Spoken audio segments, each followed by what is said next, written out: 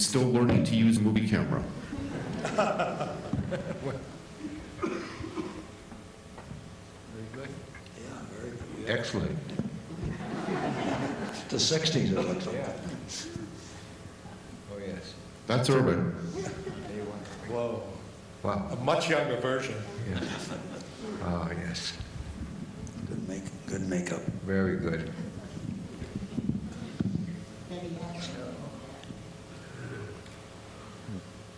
Elvis Yeah, that's right. gave it to Michael.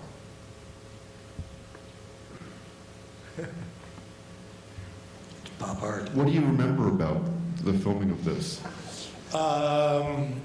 What I particularly remember was receiving John Copeland's. John Copeland, receiving a coffin-sized crate from Andy and the Elvis paintings in one roll, and stretcher bars set in a separate crate.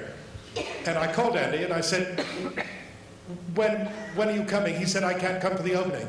I said, how do you expect me to deal with these images? He said, stretch them and cut them.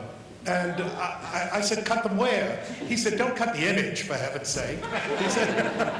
He said, cut the silver ground and do it that way. He said, can you handle it? I said, yeah, I'm sure I can. And I did a sloppy job of stretching them, as you can probably see. You've been stretching things for years, Irving. There you can see the sort of bubbles. But Irving, how did you In the same way that I showed the soup cans by ringing them around the gallery, I showed the Elvises by ringing them again around the gallery. how did you decide what was going to be a single, a double, a triple? Well, if it's a superimposed double image, I knew that it was meant to be a double image, you know. But if it was just a single image, I assumed it was just a single painting. Good assumption. And would cut it that way. But he gave me an amazing amount of latitude.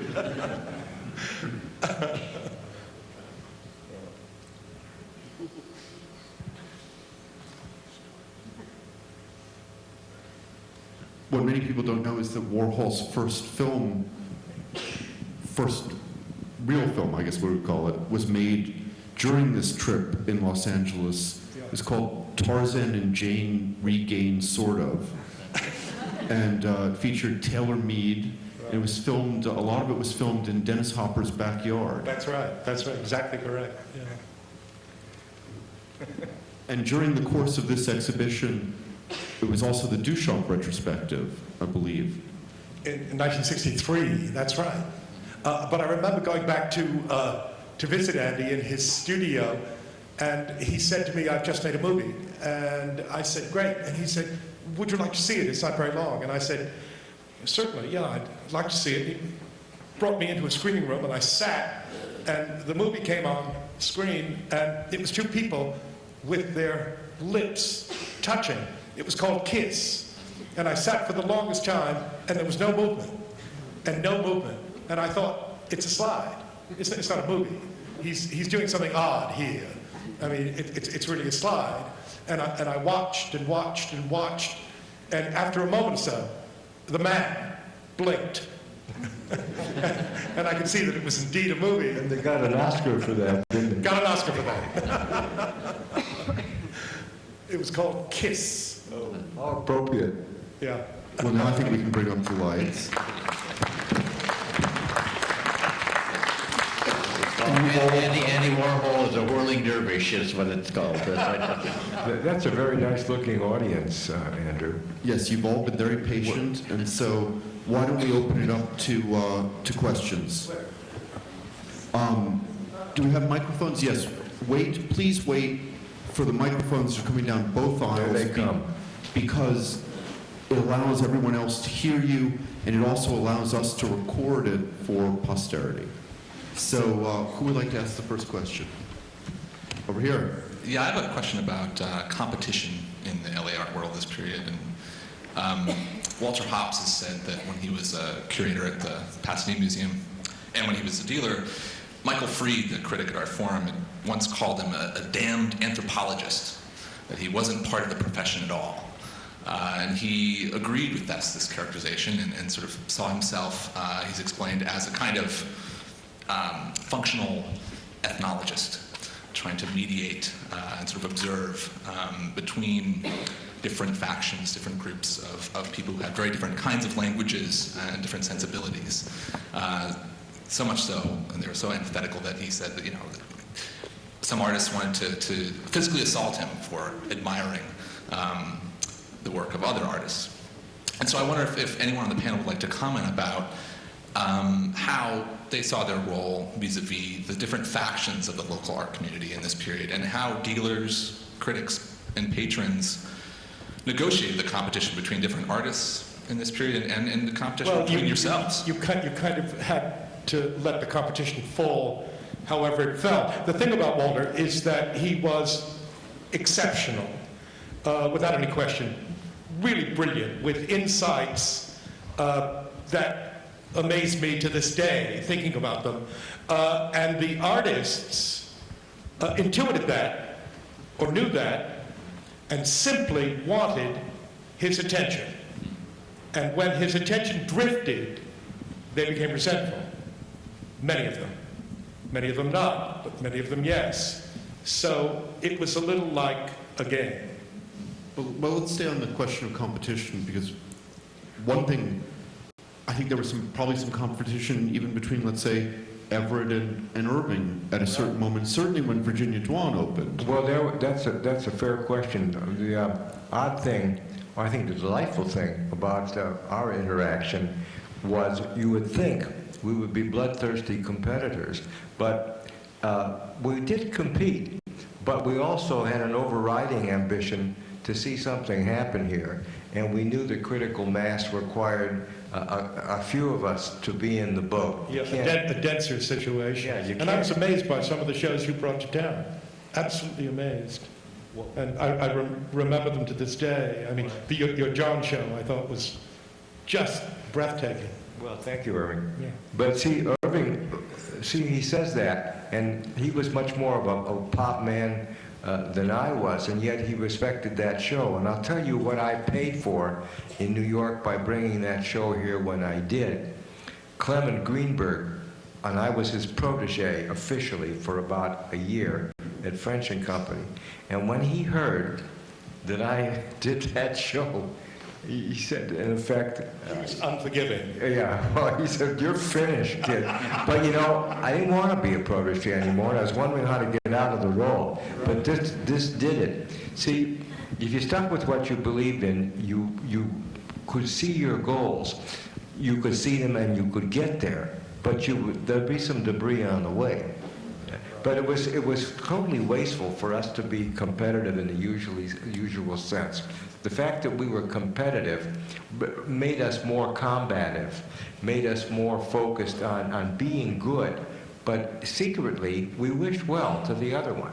But how about the competition between, even between, let's say most of you were connected to both New York artists and LA artists, the fact that the New York artists were getting higher prices, that must have created a lot of competition. Well, between whom?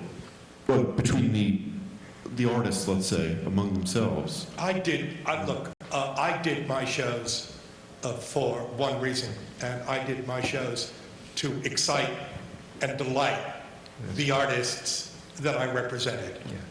And I didn't dare, in that process, I didn't dare misstep, because I would hear about it. Well, that was your commitment. You brought this band together, this like the Dirty Dozen. You brought them together, and you had a role. You had a game you were playing, and you stuck to the game, which was a great factor in the success of the gallery. I stayed away from having a stable of local artists because I had this driving ambition to be this conduit between New York and Los Angeles. And but you have to remember, Everett, also that since the 80s, a lot of this audience didn't have any concept of the art world that we knew. That was an entirely different art world. That now it's emerging mercantile world than it was an art world. That's right. It's a different Yeah, situation. I wanted to make a comment talking about Walter as an ethnologist. I think that's a very, very apt description. He was not a dealer. He was not a curator. He was not a director. He was not an artist himself, though he did photography. He simply was somebody who was totally able to absorb, suck in the scene and all of the different aspects of it, the vagaries, the importances, the this, that, what have you, and occasionally to express them brilliantly. You're absolutely right. And he's an amazing person. No, he had the idea for doing a Duchamp in 1963, excuse me, and called Marcel, and Marcel's living in New York at the time, in the Village, said, thank you very much, and thank you for your interest. I'm retired. There isn't a possibility that I'll do a show again, but thank you for your interest. And Walter came into the gallery and said that he'd had this conversation with Duchamp. And I said, well, I suppose that's that. What will you do? And he said, I'm going to go back and see it. And he did. And he organized the show. He had this charismatic quality that artists somehow, with their antenna, understood and were sympathetic toward. Stanley? We felt that we dealt about 50-50 with artists that were in Los Angeles area, the Sam Francis and Kenny Price and Joe Good and John Baldessari and Ron Davis and quite a few, and then about 50% from the East. And I think the artists that when they were out here, the Eastern artists, there was a feeling of camaraderie. You were in the same profession, and that was the bigger issue than any direct New York, Los Angeles competition. I felt if we felt competition, some of the dealers that were representing them felt that they were wasting their time doing prints, and they should be spending more time doing paintings and drawings. But dealers like Leo Castelli were very supportive. Also locally, I felt there was a little bit of competition between both schools, like maybe UCLA, Irvine, Northridge and that, and where you lived, Venice, Pasadena, downtown. But that was a minor thing. I mean, I thought the overriding thing was the artists certainly got along very well with each other, and I think most of the people felt it was one small, fairly pleasant scene. Well, it was small. It was pleasant, but it was very small. Do we have another question? And very gregarious. Down here in the front. I kept hearing all of you talk about this incipient bubble of the art world of Los Angeles in the 60s. It was about to pop, it was about to burst, LA was about to come on the scene. When I came to Los Angeles from New York in 1984, my first week at LACMA, I'm a curator at LACMA, my first week as the baby curatorial assistant, I was yelled at by a local dealer for LACMA always going to New York to buy its art. There was all the talk in '86 when the Anderson building opened and when MoCA was about to open that the LA art world was about to pop. It was about to become big. Everything was about to happen. What happened in the 60s that it never gelled? That it never gelled? Is that what you're saying? Well, that's certainly, all of you talked about it was about to happen. You're raising an issue. You're raising an issue that will become in 20 years from now. Somebody will say exactly that same. I worked with Nora Halpern with Fred Wiseman. Nora Halpern married Carrie Brower, a curator at MoCA. She came in that next day absolutely glowing, absolutely glowing. And she said, Henry, can you imagine this is happening? It's never happened here before. And I said to myself, when I came here in 1957, I said the same thing. And I'm sure that Lord Survival did the same thing when he came here in 1936. It's always blossoming. That's why we love this fucking city. But I guess what I seem to be hearing, I mean, I love this fucking city too. I would never go back to New York.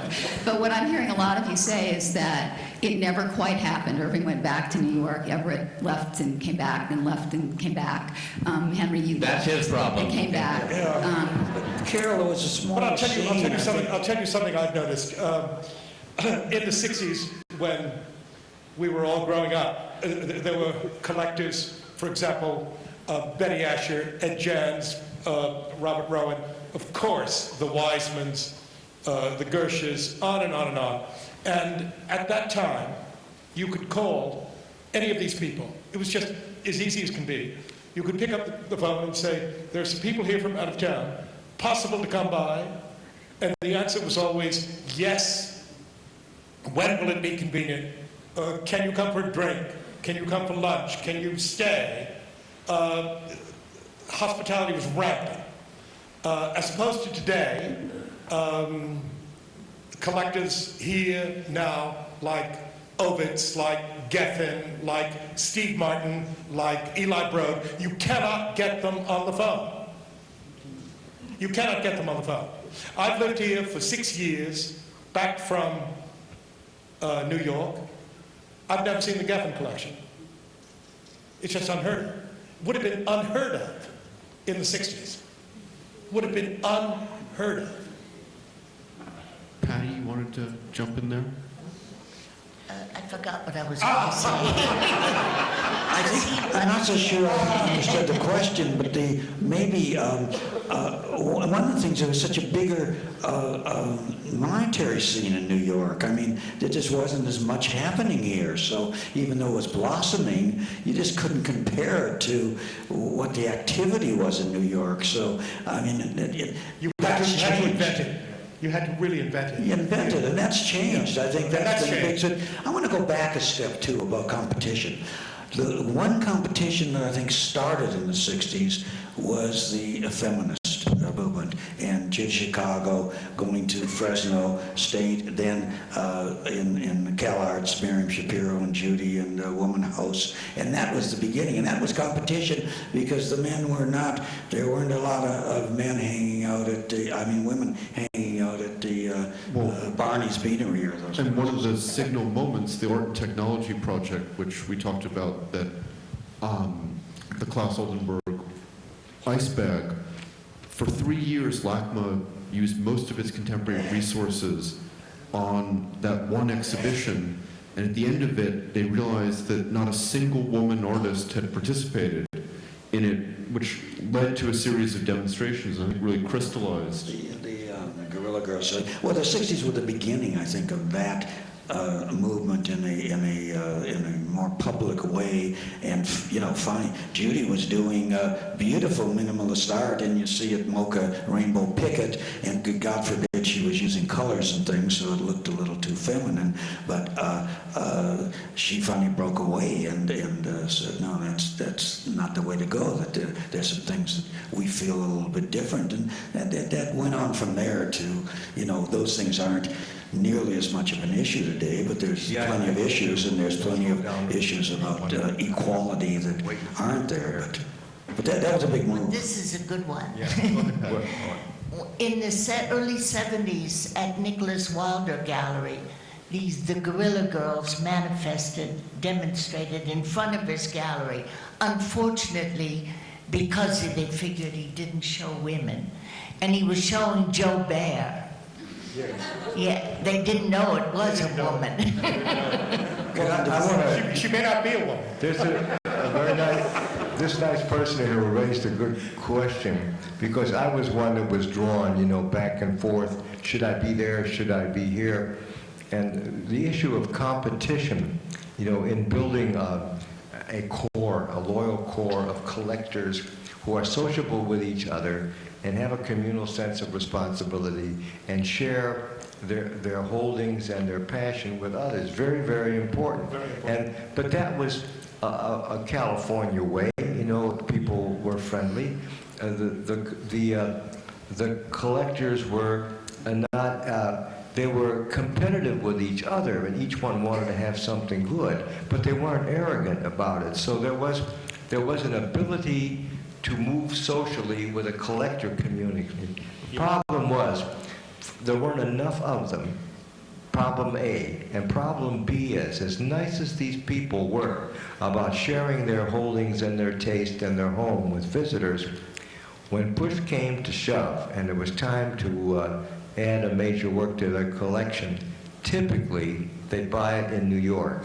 They'd get them bitten by the bug here, they'd see things, form an intention, but then sure enough, they buy it on the next trip to New York, which made it very hard on the dealers who were involved in educating them. Comparing LA to New York, you can't. It's not a useful comparison, I must say, because, for example, there are 800 galleries in New York. You know, how do you compete with that fact? They've just finished after a 3 or 4 year involvement in putting up this $850 million museum, the new Museum of Modern Art, which is completely stunning, I think. The hang is not exactly what it might be, but the building is sublime. And they did it on time with by spending these extraordinary sums of money that are somehow available to them. Of course, we're sitting in more than an $850 million but we have a question. With a lot less to show, I must say. It's got a nice auditorium, I have to admit. I have a question about this moment of critical mass, which is right around 1965, the Watts riots had taken place, and then LACMA moved, I mean, the art collection at the Exposition Park moved to LACMA on Wilshire Boulevard. What I'm interested in is what kind of dynamics were going on between you as people with galleries and dealers and the artists and the people who were becoming major collectors in Los Angeles. How did all this come together to get the art collection moved from Exposition Park to LACMA? Who was backing that? Who were the high rollers? Who were the players? Who were making that happen? I'll give you a two-minute history, and then they can add. The 2-minute history is that, yes, we were in Exposition Park, part of the Tripart History, Science, and Art Museum, a very conservative board, which was probably directed more by people from San Marino than people from Los Angeles, wealthy wasps, what it amounted to. The activity in terms of the museum and the evolution of the museum began in about 1958, 59, exactly when the galleries were beginning, exactly when the art walk was happening, all of these things going on. And the reason that it happened, one of the major reasons it happened, is that they accepted for the first time a Jewish member of the Board of Trustees. Norton Simon, Taft Schreiber, David Bright, Fred Wiseman, all people that came on the board. Prior to that time was a pure lily white WASP board. And these people were also the people that became the collectors, became involved not just in contemporary art, but like Norton Simon, very much in the deep history of art. So that kind of evolving process was there. Now, I worked in the museum at that time from 1961 to 1968 and went through the whole evolution. The pusher behind it on the professional front was Rick Brown, the director. The pusher behind it in terms of the social front was a man named Ed Carter, who I guess owned Broadway Hale stores, as a matter of fact. And Buffy Chandler, who was building the music center at exactly the same time. So the idea was to bring Los Angeles into a slightly closer cultural position than it had ever been in before. In other words, there were people of power, people of wealth, along with all of the art people, who suddenly were saying Los Angeles has to do something about its image and the way it's proceeding and so forth and so on. So it was a tremendously exciting moment. And you're exactly right when you hit the date 1965, 5 years leading up to it, 5 years after that were the great 10 years in my mind. One thing that will complete that story is the names of the buildings. There was the Hammer Building, there was Bartlett, and that didn't quite happen. There were the Amundsons that were very important. And the Bing Building. But wanted in the Bing Building.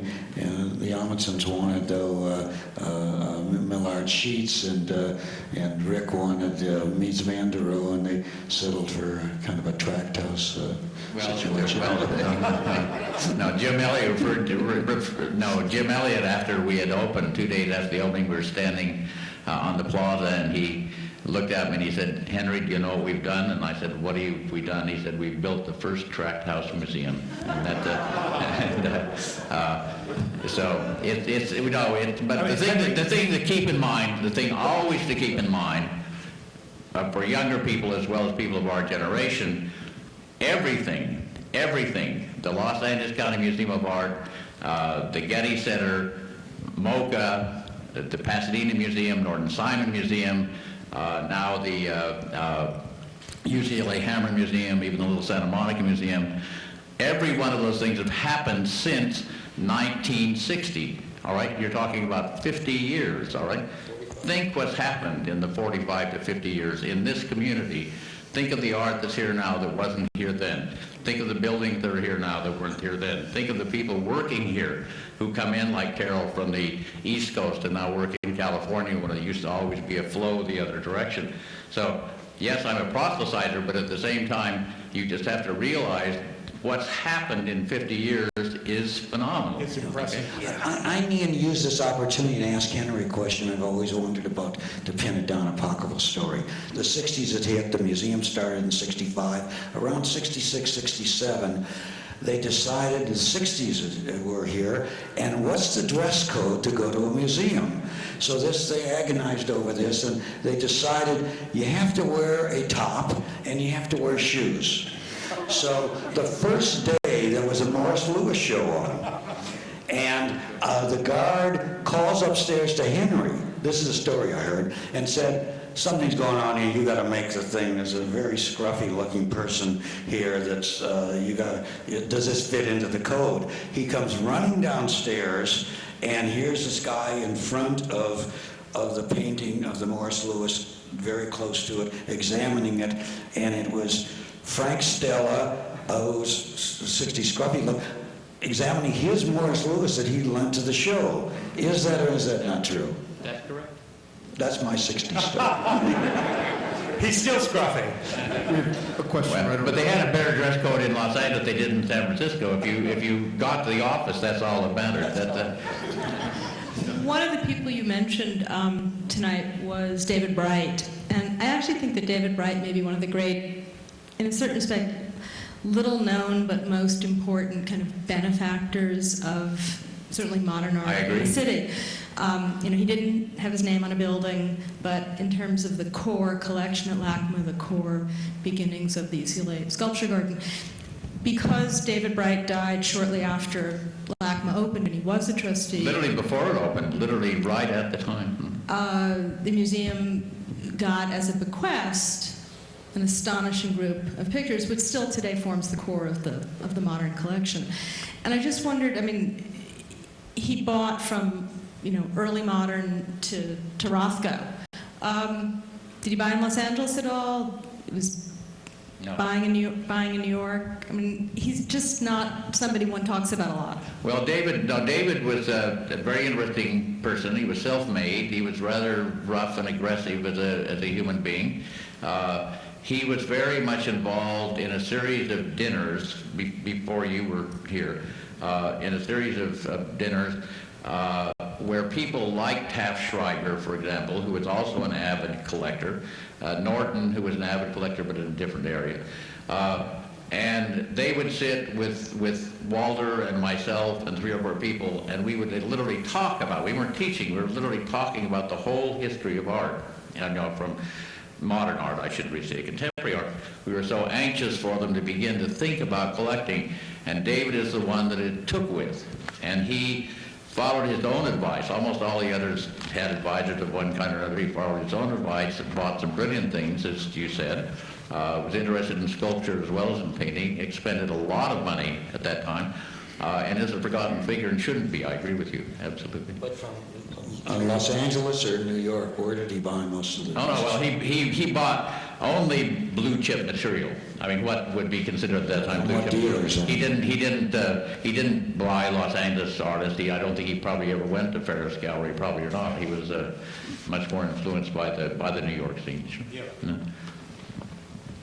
I think we have time for one more question. Right here in the front. Please wait for the mic. I just wondered about the sculpture of the 60s exhibit and what effect that had on the scene at the time, and also the Contemporary Art Council, if that had any effect. Well, we joined, Lisa and I joined the Contemporary Art Council pretty much at the beginning, maybe a year after it started. And it was a small group that certainly had some influence, but I never felt we were greatly influential on the board, but we certainly were very interested in what was going on. And I think and supported the sculpture of the 60s show, and it was a wonderful show. I think it was incredibly influential to the artists here in Los Angeles and to the public. It was a show that was ahead of its time, and sculpture, which usually runs behind painting, where the abstract expressionists in the 40s and the 50s, sculpture, even though someone like David Smith started that far back and other people, was just starting to really take hold, and you saw the first of the Judds and the Smithsons and maybe and the sculptures of that sort, and Carl Andre did one of his first pieces here. It was a very, very important show. I'm not sure. It got pretty good attendance. I'm not sure how much attention it got in the world. It had a 4-page color spread in Newsweek magazine and a 2-page color spread in Time. And for Los Angeles, that was unheard of. Yeah. Absolutely unheard of. Because it really had artists from all over the world. It was not particularly about Los Angeles artists. Artists were brought in from everywhere. Well, it was American sculpture of the 60s, but then it had Anthony Caro as but it was just to give a little background, it was the largest sculpture exhibition ever organized in the United States up to that point. And it combined the emerging, who would be the minimalists in New York, with the West Coast minimalists like McCracken, etc.